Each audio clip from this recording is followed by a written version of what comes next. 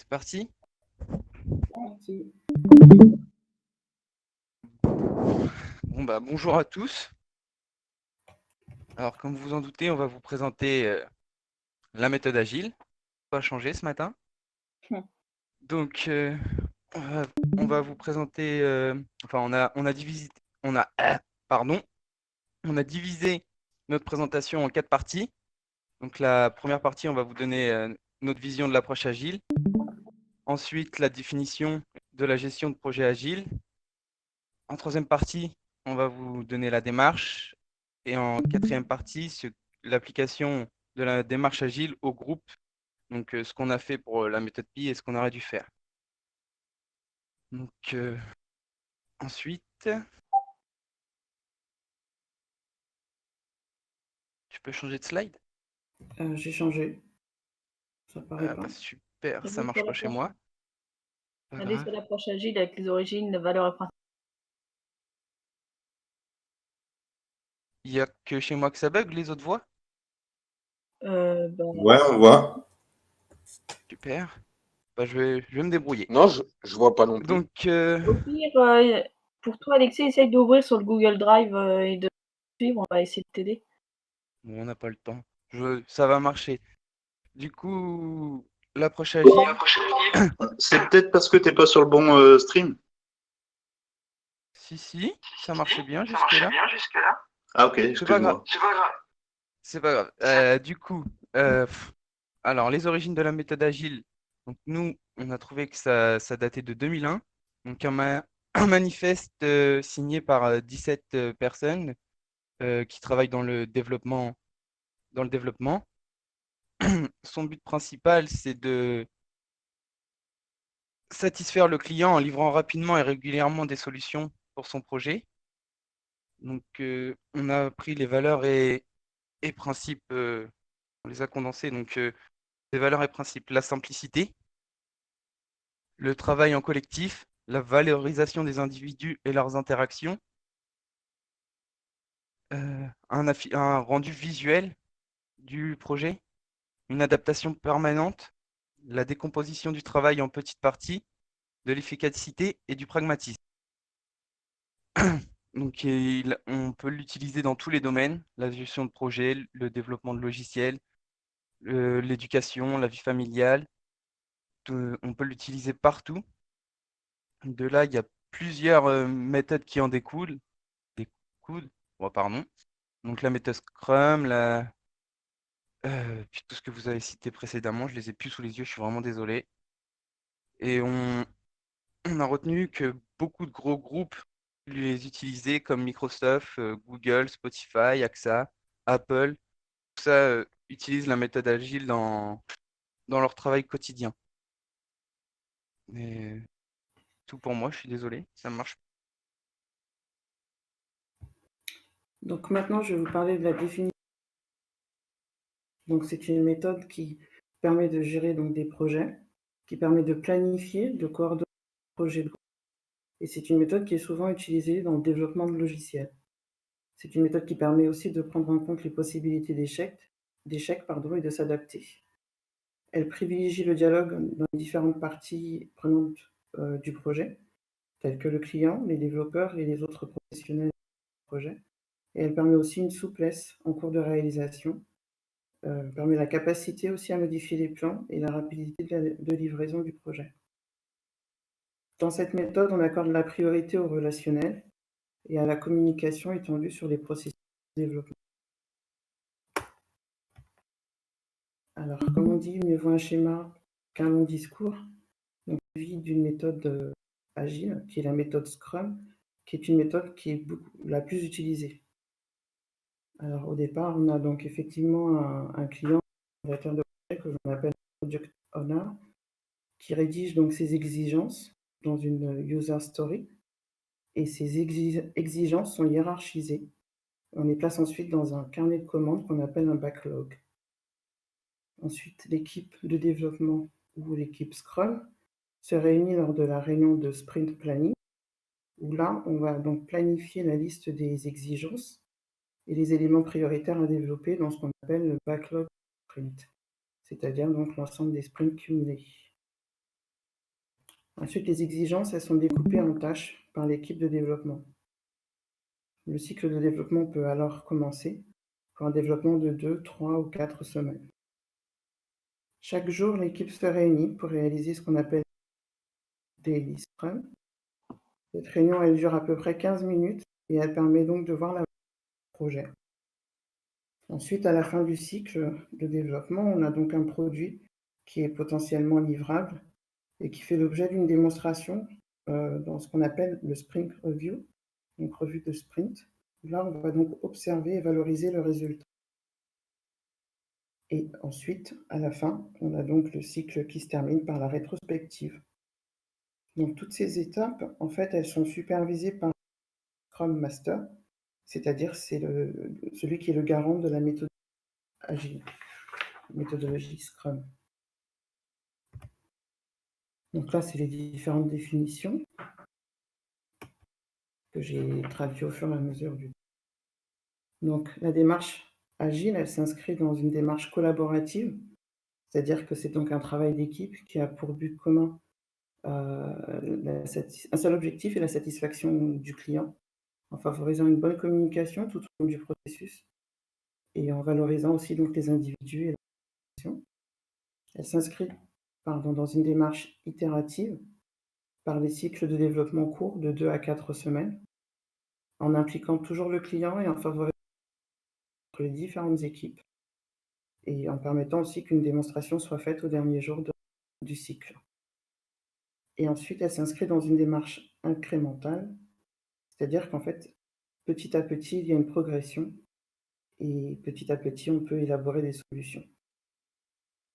Je vais donc laisser la place maintenant pour la partie numéro 4. Alors, comment on aurait pu appliquer la méthode agile au groupe 4? On aurait pu appliquer la méthode agile au groupe de la manière suivante, en définissant avec le groupe comment répondre aux instructions pour le calcul de PIB,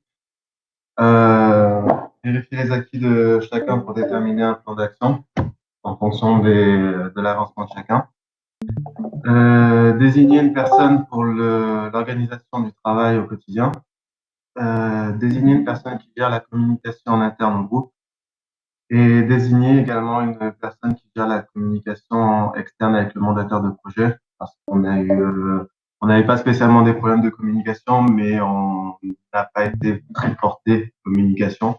On aurait dû faire plus d'efforts dans ce sens-là. Et donc toujours par rapport à la communication, les réunions matinales pour fixer les objectifs, reprendre ce qui a été fait, identifier les difficultés, toujours pareil pour voir le niveau de chacun et évoluer tous ensemble. Et en fonction, établir des moyens pour mettre en œuvre les objectifs. Avoir une meilleure utilisation donc Replit. Voir avec le mandataire du projet si l'avancement correspond à ses attentes au fur et à mesure.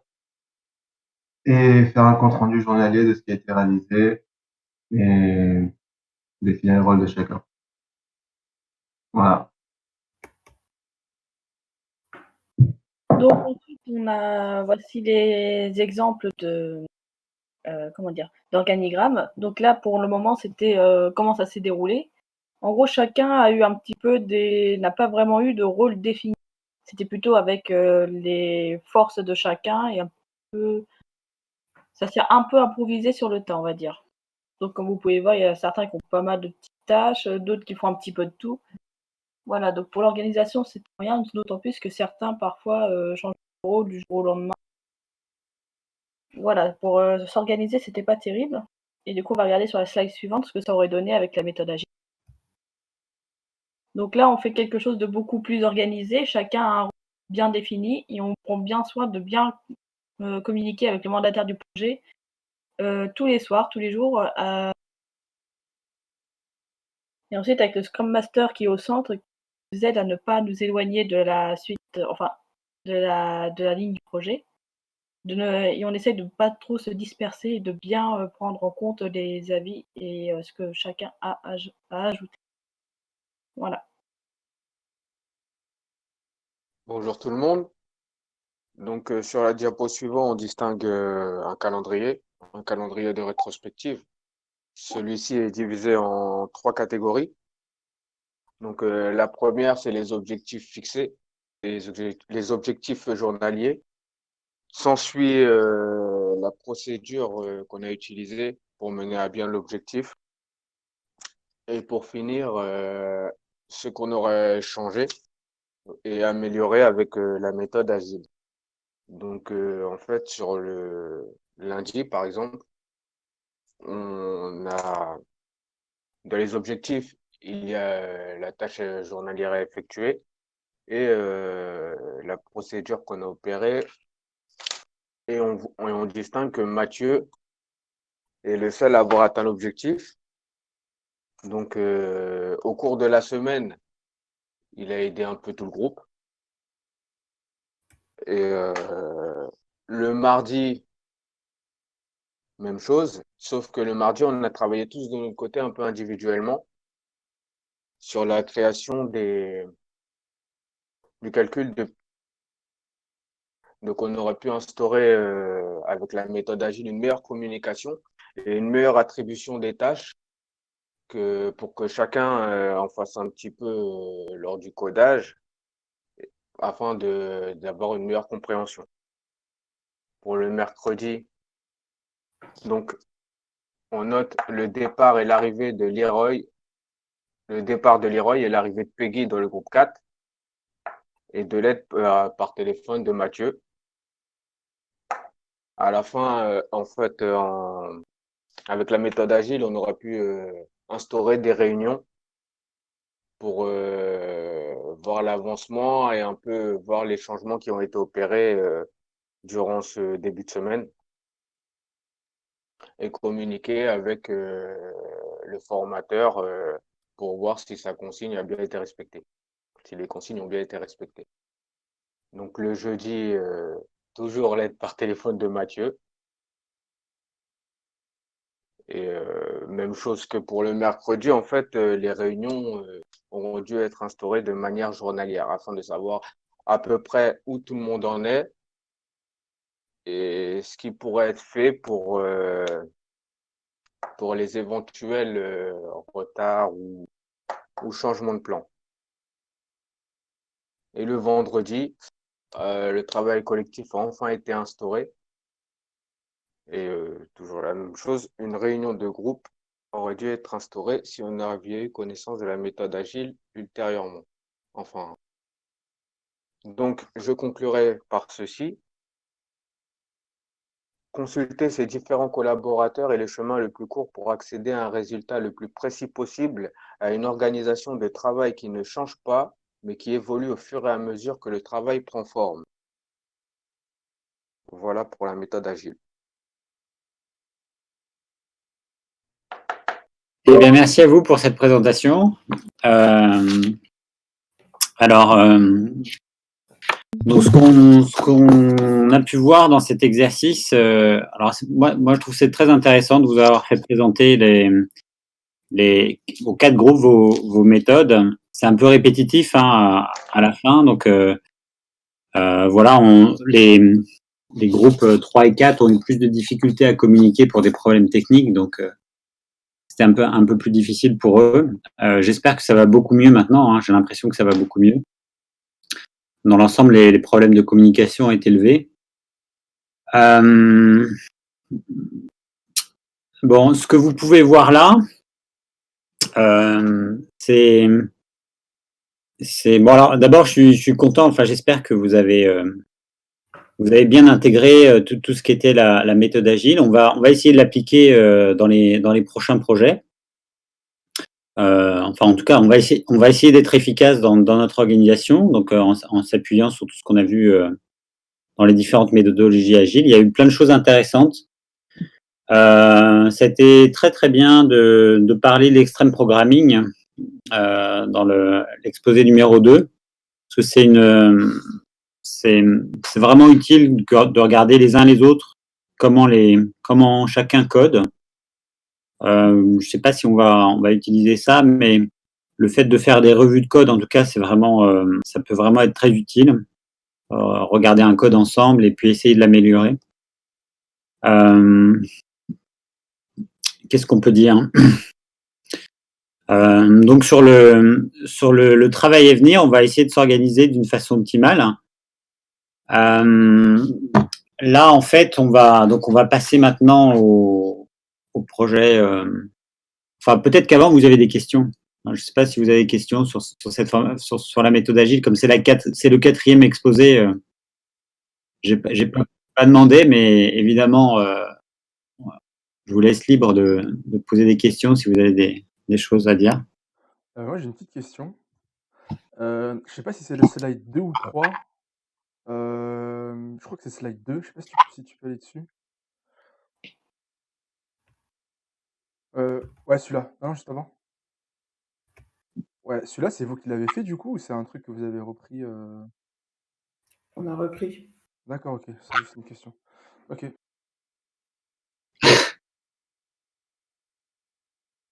Il y a d'autres questions? Pas d'autres questions? Bon. Donc, ce que je voulais encore vous dire merci, parce qu'en fait, au bout de 2 semaines, les résultats auxquels on est parvenu sont, moi, je trouve vraiment très sympathiques. Le fait alors, c'est vraiment ces 2 semaines-là, c'est 2 semaines pour se mettre un peu dans le bain. Donc, on a vu comment travailler en équipe, on a vu comment est-ce qu'on pouvait faire au mieux avec la méthode agile. Et puis, on a fait un premier algorithme donc de calcul de pi en particulier.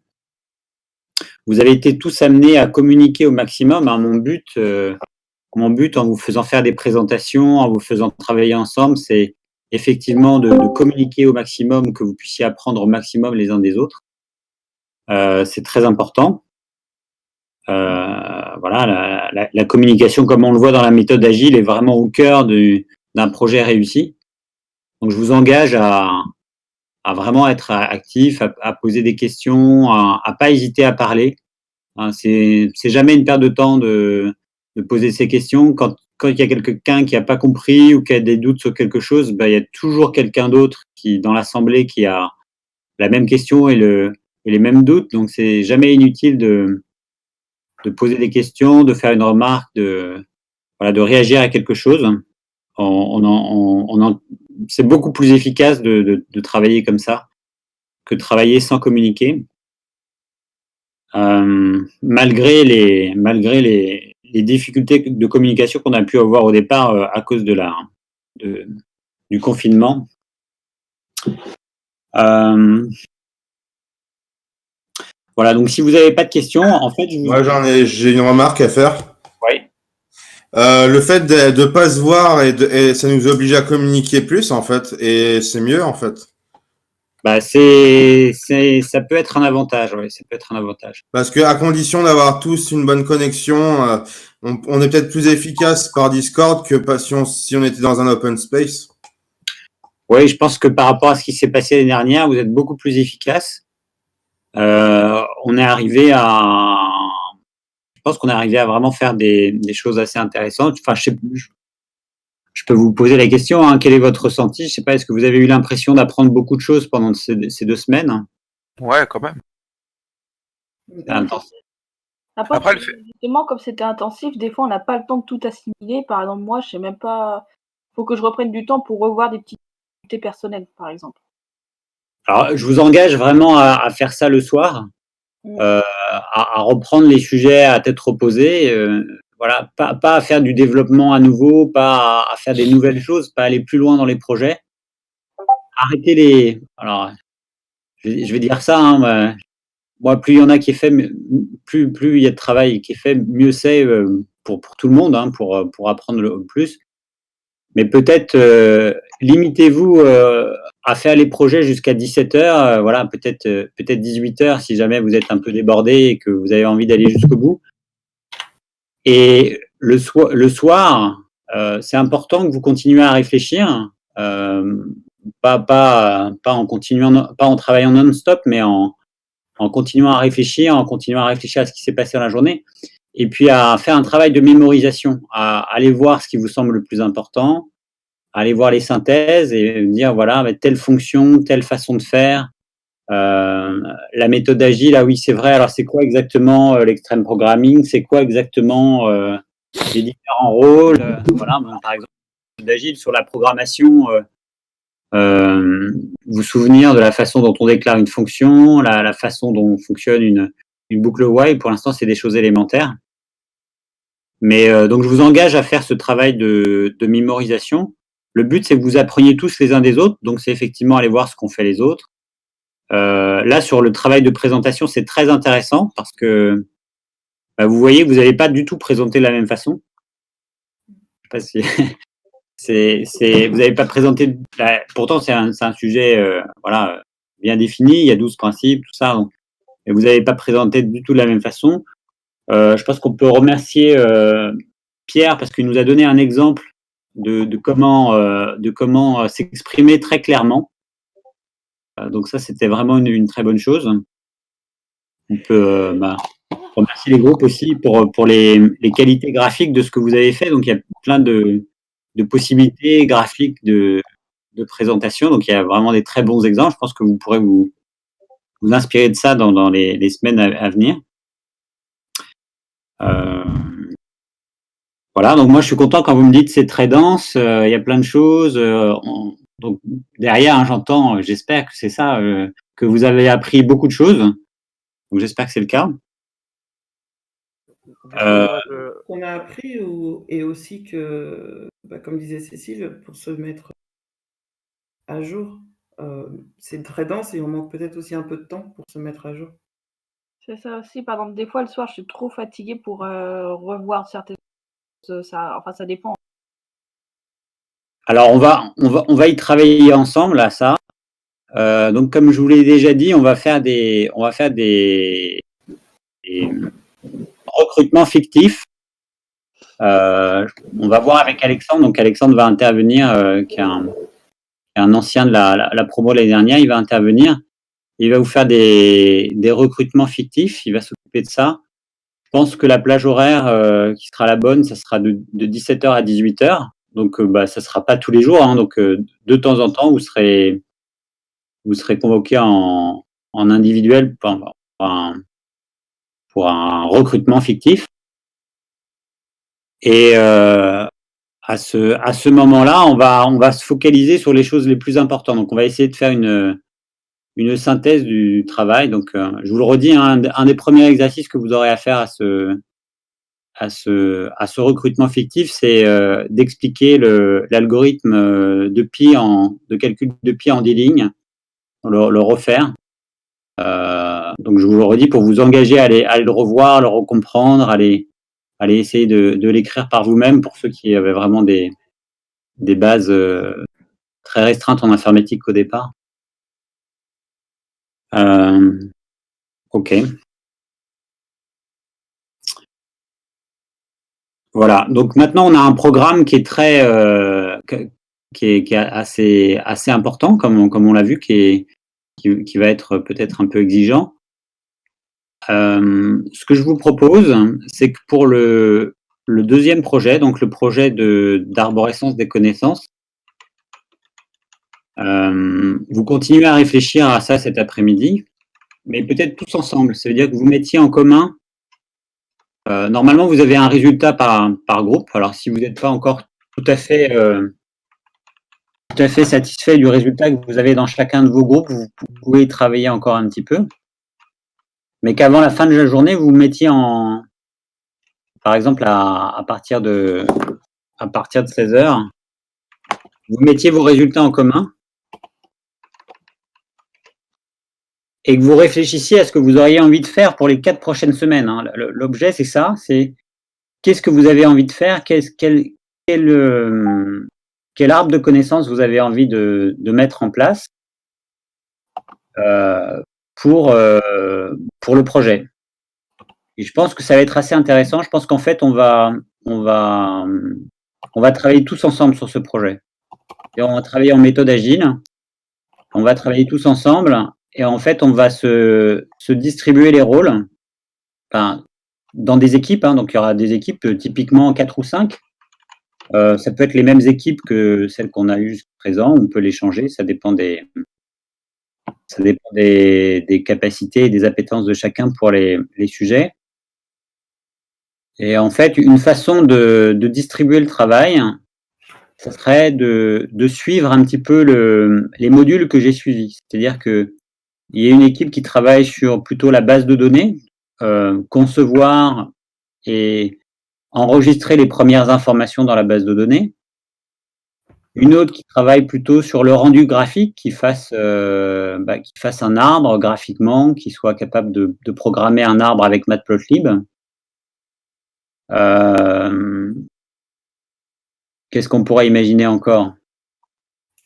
Un troisième groupe qui commence à mettre en place un site web, d'accord?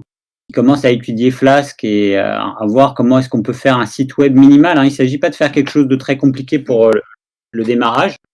Le site web, il peut juste contenir une image au début et puis quelques boutons sur lesquels on pourrait cliquer pour voir un peu comment on fait.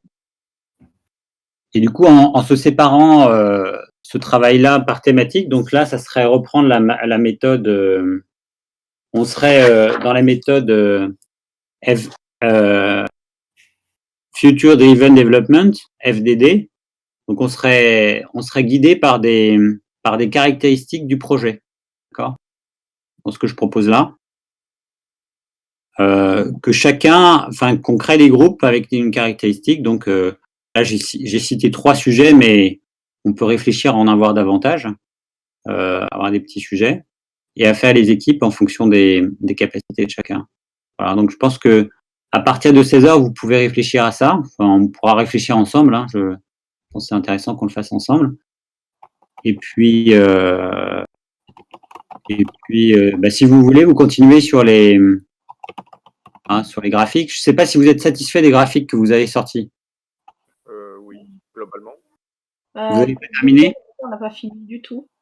Ouais.